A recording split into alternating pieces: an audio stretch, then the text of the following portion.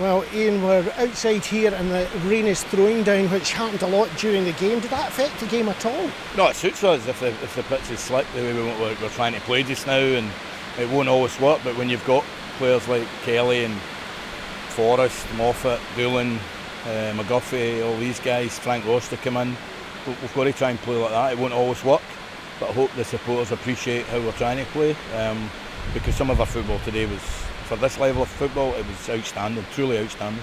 Yes, and when the third goal went in, we all thought, wow, that's it, what's happening now? And something just clicked the other way for a wee while. Nothing clicked the other way. Ross Doohan dropped across, changed the complexity of the game, gave them a wee bit of hope. But even in between their first and second goal, we could have scored a couple. And then Craig gets at the end, I think 4-2. Morton got off really lightly with 4-2. It could have been a lot worse for them.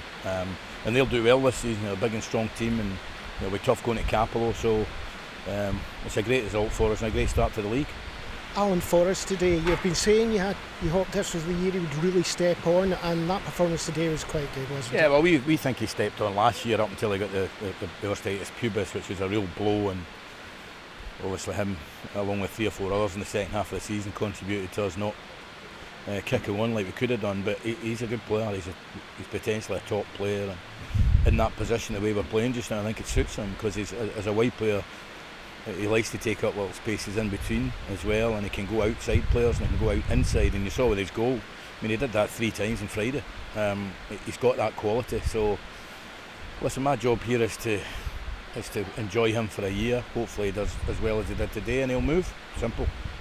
And you also had that, you brought back Jamie Adams into the squad, you got him on that pitch as well, and he seemed to love that period of time he was on there. Well, listen, I've said many times, when Jamie's fit, I don't swap him for any centre-back in the league, and I still don't. You know, there's a couple of times under pressure in the last 2 or 3 minutes, and there was headers to be won, and you just knew Jamie would win them. Nobody's going to beat him, and he won 2 headers and relieved the pressure a wee bit. So it's about, putting him back in gently. He was out for a wee while, but he's physically feeling really strong, and obviously he's been in the fields and spraying manure and riding the tractors and all that, so he's a fit boy, and I'm delighted I've got him. The fans today, you celebrated with them after this game, you were quite excited about that there. That second half performance by the fans in particular was loud. Oh, they were magnificent. I mean, there's a couple of things that kind of pee me off a wee bit, but it's certainly not about the fans. They were absolutely outstanding today. That's why I gave them the wee bit at the end. But when the Somerset Road ends like that, it's fabulous. I told Stephen Kelly, I told the other boys on loan, you get them rocking and they will get behind you, and they certainly did.